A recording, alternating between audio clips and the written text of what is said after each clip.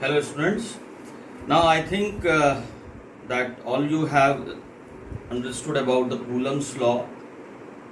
It's all the conditions which I have taken in scalar form, in vector form. In vector I have taken the two conditions, position vector in terms of r12 unit vector and r21 unit vector from charge 1 to 2 and 2 to 1, as well as in terms of position vectors I have taken r1 vector minus r2 vector as well as r2 vector minus r1 vector, polygon law लगा के जो हमने लिया था. So after all these conditions in the Coulomb's law, the most important thing I am taking here, such kind of questions can be arises in the board, so I am taking this Coulomb's law, some important points. First important point is the definition of 1 coulomb.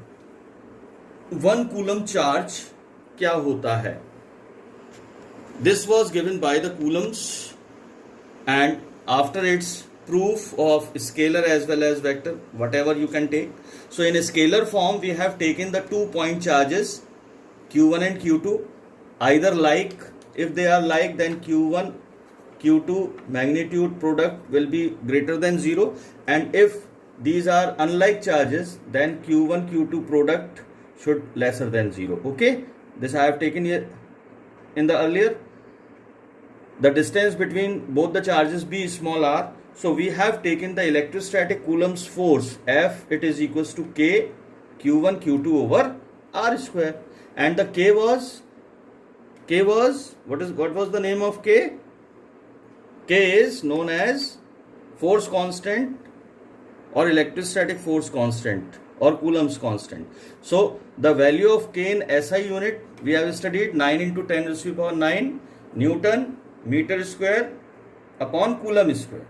So if we just put this value of k in the equation 1 in the formula for the condition when q1 equals to q2 equals to 1 coulomb, मान लेते हैं, and r it is equals to distance between the two charges will be 1 meter. कहने का मतलब this is 1 coulomb charge, this is 1 coulomb charge, and this distance is 1 meter. Then in the equation when we put all these values, we will get the electrostatic force is F, it is equals to 9 into 10 raised to the power 9 Newton. बहुत बहुत ज्यादा force हो गया, ये कल्पना भी नहीं कर सकते इतनी फोर्स की, इतना फोर्स हो गया ये. Then the equation 2 will give the definition of 1 coulomb charge. That 1 coulomb charge can be defined as 1 coulomb is the charge that when placed at a distance of 1 meter, I have taken r equals to 1 meter from another charge of same magnitude, हमने दोनों का magnitude भी same लिया हुआ है charges का, in vacuum experiences an electrostatic force of repulsion if both the charges are like charges. Electrostatic force of repulsion of magnitude 9 into 10 raised to the power 9 Newton. So this is the complete definition of 1 coulomb charge. This is our first important point in the case of Coulomb's law. Okay, understood the definition of 1 coulomb charge? Now the second important point of mine is similarities between electrostatic force as well as what is Fg. In 11th class you have studied Fg is gravitational force. Gravitational force पढ़ा था ना, Fg equals to G m1 m2 over r square. Same with the Coulomb's law. Coulomb's law में हमने 2 point charges की बात की which was separated by the distance r, and in the gravitational force we have taken m1 mass and m2 mass, and the distance between them is small r in the universe wherever be the masses are. So the force in between both the masses will be Fg, that is called gravitational force. So gravitational force formula was G m1 m2 over r square. G was जी क्या है? Universal gravitational constant. Constant क्यों था ये universal gravitational constant? क्योंकि इस constant की value पूरे universe में हर जगह सेम रहती है, कहीं भी नहीं बदलती। क्लियर? और Coulomb's electrostatic force Fe equals to K Q1 Q2 over R square. तो इन दोनों फोर्सेस के बीच में सिमिलैरिटीज क्या क्या हो सकती हैं? पहली similarity, both are long range force. हाँ या ना? ये चार्जेस कितने भी दूर हों या कितने भी पास हों, इनके बीच में इलेक्ट्रोस्टैटिक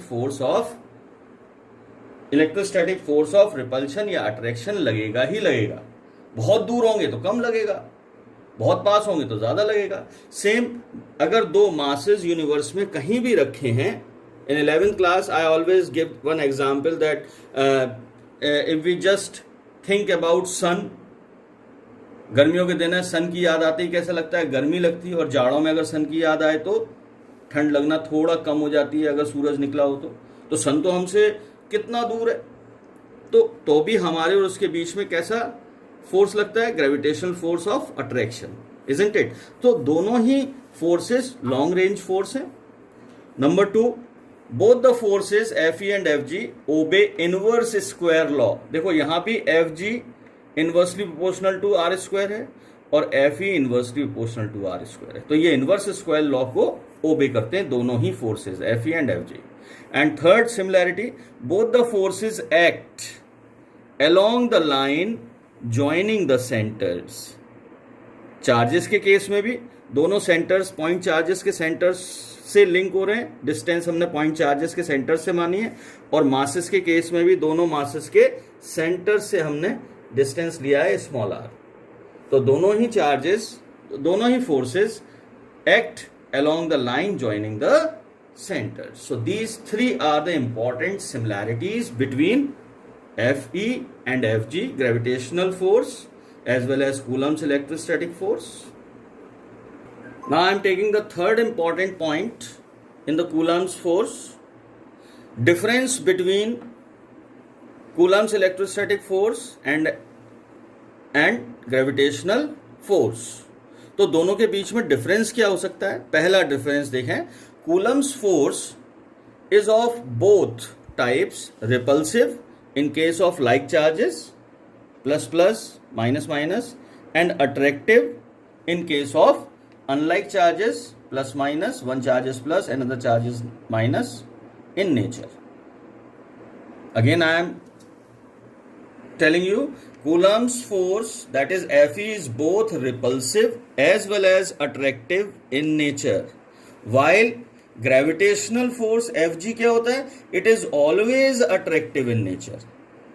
दो मासेस पूरे यूनिवर्स में एक दूसरे को हमेशा अट्रैक्ट करेंगे, कैसे भी मासेस हो, कितना भी बड़ा हो कितना भी छोटा हो. सेकेंड डिफरेंस क्या हो सकता है? Electrostatic force Fe, it depends on the medium in which charges are placed. ये जो दो चार्जेस हमने रखे हुए हैं पॉइंट चार्जेस, इनके बीच में जो मीडियम होगा उसके ऊपर इस चार्ज की K की वैल्यू डिपेंड करेगी. हमने पहले समझा है कूलम्स लॉ में, K की वैल्यू दो चीजों पे डिपेंड करती है. It depends on medium in which the charges are placed as well as K value is dependent on the system of units in which it is taken, SI system or whatever, CGS. So Fe depends on medium in which charges are placed. मैंने आगे लिख दिया the value of force constant K depends on medium. कल हमने epsilon not, epsilon R की बात की थी, अब आगे पढ़ेंगे उसको. And Fg in case of gravitational force, it is independent of medium where masses are placed. Why? Because the value of G is same everywhere in the universe. What is the value of G? G value is 6.67 into 10 raised to the power minus 11 Newton meter square upon kilogram square, and it is same everywhere in the universe. समुद्र के अंदर, अर्थ की surface के ऊपर, mount Everest के ऊपर, moon के ऊपर, कहीं भी ले लें हम, Is that clear? And the third difference in between Fe and Fg, electrostatic force is so strong while gravitational force is very weak force. क्यों ऐसा क्यों है? Fe is very strong force because when we put in the formula F, it is equals to K Q1 Q2 over R square, the value of K is very large. The value of K is 9 into 10 raised to the power 9 Newton meter square upon Coulomb square. This is very very large value, so it is strong force. जबकि Fg की बात करें, it is very weak force because G value in the formula is what? F, it is equals to Fg, it is equals to G m1 m2 over R square. तो ये G की value बहुत कम है, 6.67 into 10 raised to the power minus 11. Understood? Differences, 3 differences I have taken. This is very important question for board examination.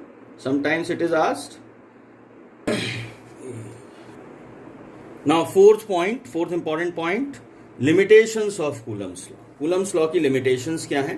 पहली limitation, Coulomb's law does not act on the extended charges, 11th class word is extended bodies, extended charges, but it is valid only in between the point charges. Suppose here we will take the 2 big charges like this and another charge जहां पर पूरा charge spread हो,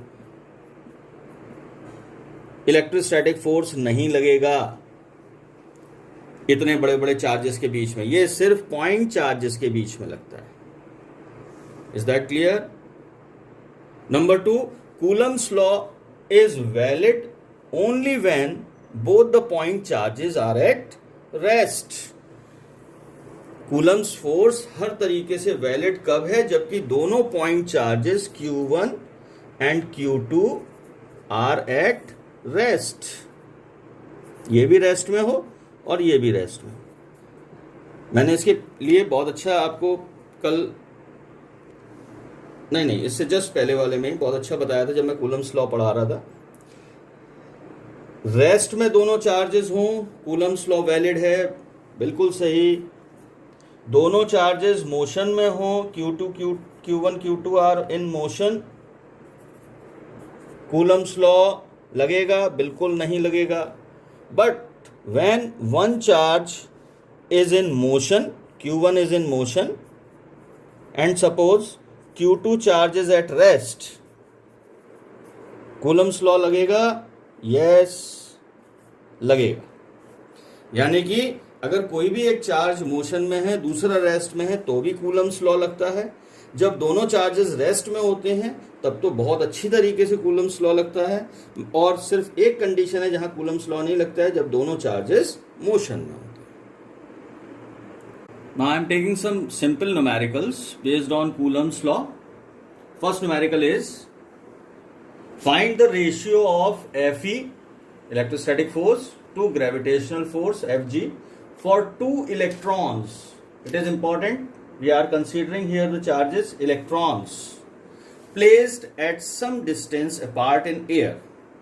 In the numerical, all the values are given which I have taken. Electron 1.6 into 10 raised to the power minus 19 coulomb, mass of 1 electron, value of K and value of G.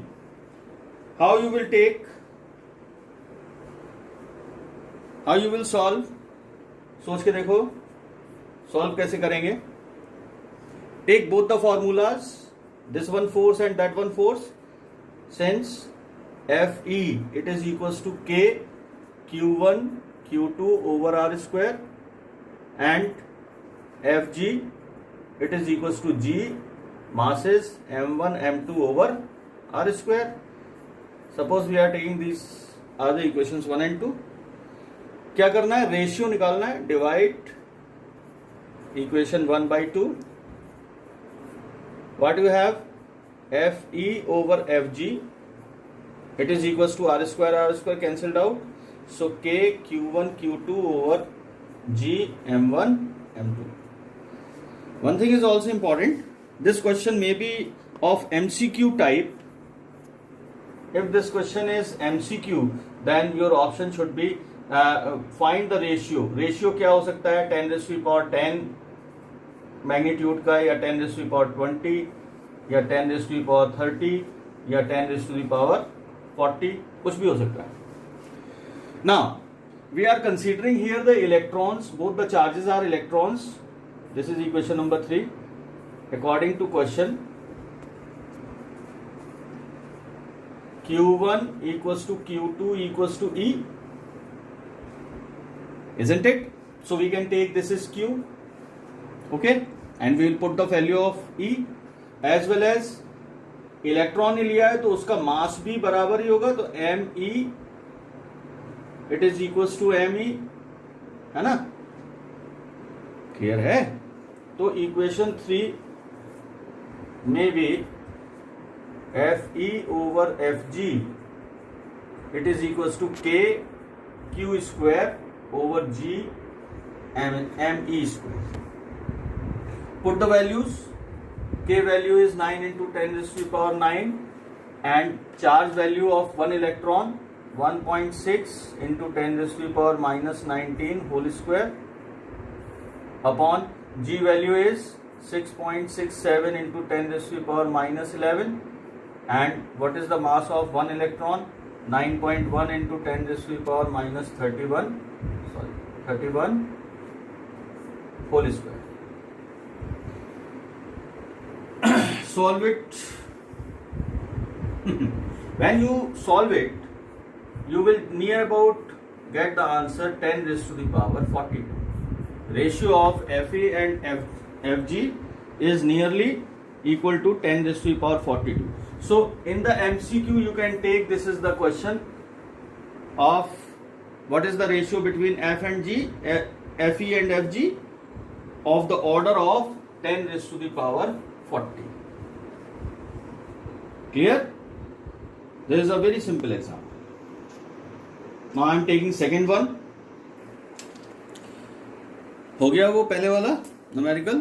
तो आपके लिए homework है कि उस पहले वाले numerical में जो मैंने इलेक्ट्रॉन्स लिया था वहां पर आप प्रोटॉन्स रखिए और उस न्यूमेरिकल को दोबारा सॉल्व करिए in terms of charges as protons.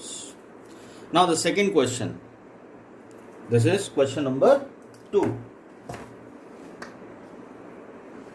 Second numeric. Second question is a charge capital Q is divided in two parts. एक चार्ज Q है भाई, उसको हमने डिवाइड कर लिया टू पार्ट्स में, in such that when these two parts are kept at some separation, the electrostatic force Fe between them is maximum. ये maximum निकालना है Fe. Find the charges on each part. कैसे करेंगे? थोड़ा सा पार्ट तो छोटी क्वेश्चन, छोटी क्लास का भी है भाई. एक चार्ज तो आपको दिया है Q, उसको हमने डिवाइड करके दो पार्ट्स में बांट लिया. सपोज सेकेंड पार्ट X आया, Q से कट के X पार्ट आ गया. तो लिखिए जरा, let the two charges two divided charges be. पहला ले लो X पार्ट और दूसरा क्या हो जाएगा? Q minus X. ये दोनों को सेपरेट कर दिया तो भाई एक ये X चार्ज रखा हुआ है और थोड़ी दूर पर चार्ज रखा है Q minus X. Is that clear? Suppose इनके बीच में डिस्टेंस है R. ये चार्ज हो गया अब Q1 और ये चार्ज हो गया Q2. तो इलेक्ट्रोस्टैटिक फोर्स क्या होगा? Electrostatic force Fe should be K Q1 Q2 over R square. तो यहां पर K Q1 कितना है? X, और Q2 कितना है? Q minus X upon R square. ठीक बात है या नहीं? सॉल्व कर लें. KXQ minus KX square over R square. इसको इक्वेशन 1 ले लेते हैं फिलहाल. क्लियर? क्या कह रहा है क्वेश्चन में, जब इन दोनों को सेपरेट किया गया, दोनों चार्जेस को, तो इनके बीच में according to question electrostatic force is found to be maximum. Maximum condition लेनी है, तो मैक्सिमम कंडीशन के लिए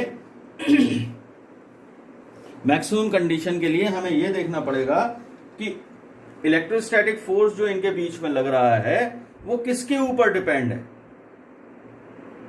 वो किसके ऊपर डिपेंड है। तो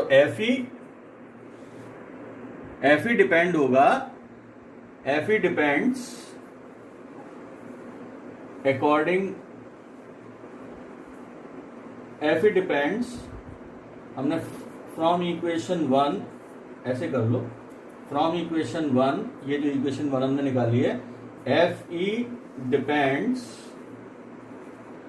ऑन ए की वैल्यू है x के ऊपर डिपेंड करेगा। क्यों? Because k, q and r be fixed values. k constant है, r भी नहीं बदलेगी, r भी फिक्स्ड है, और कैपिटल Q भी फिक्स्ड है या नहीं।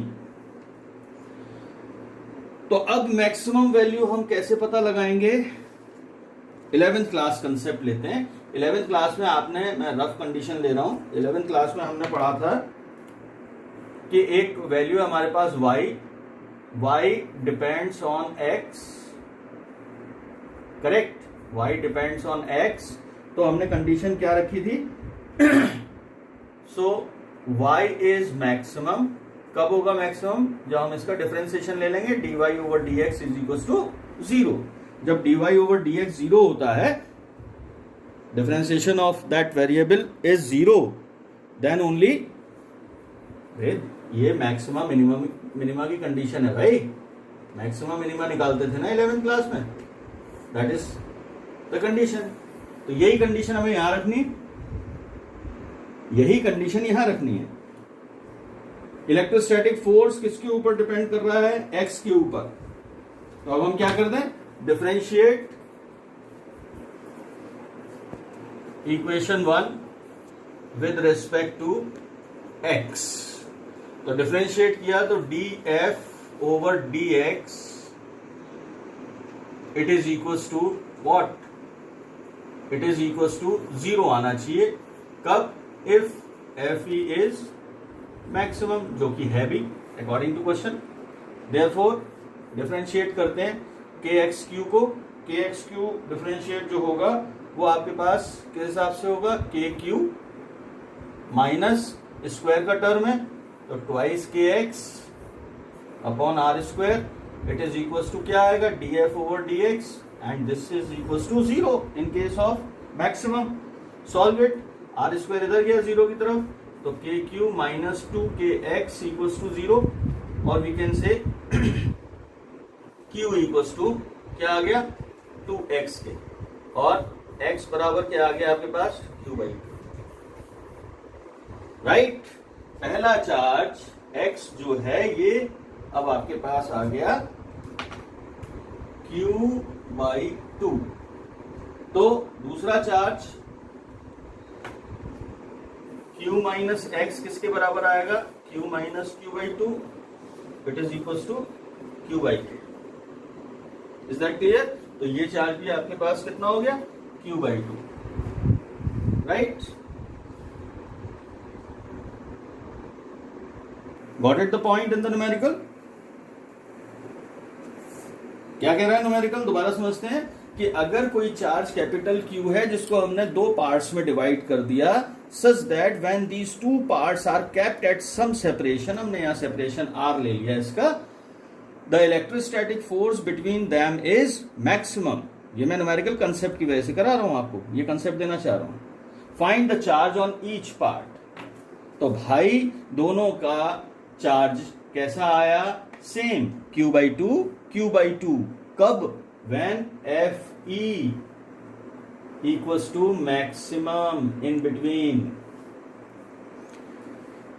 तो ये कंसेप्ट याद रखिए। अगर दो चार्जेस की बात कर रहे हैं और दोनों चार्जेस के बीच में हम मैक्सिमम फोर्स, इलेक्ट्रोस्टैटिक फोर्स लेना चाहते हैं तो मैक्सिमम इलेक्ट्रोस्टैटिक फोर्स कब मिलेगा, जब हम दोनों चार्जेस को, जो भी चार्ज है हमारे पास, उसको दो इक्वल पार्ट्स में डिवाइड कर दें। तो जब हम दोनों इक्वल पार्ट्स में डिवाइड कर देंगे उस गिवन चार्ज को, तो उनके बीच में जो फोर्स, इलेक्ट्रोस्टैटिक फोर्स मिलेगा वो हमें मैक्सिमम मिलेगा। Same condition in case of masses. अगर हम मासेस की बात करते हैं तो m1 m2 दो मासेस हैं, इनके बीच में ग्रेविटेशनल फोर्स हमें कब मैक्सिमम मिलेगा, जब दोनों मासेस इक्वल होंगे, तब उनके बीच में हमें मैक्सिमम ग्रेविटेशनल फोर्स मिलेगा। तो ये कंसेप्ट समझ में आया? ओके।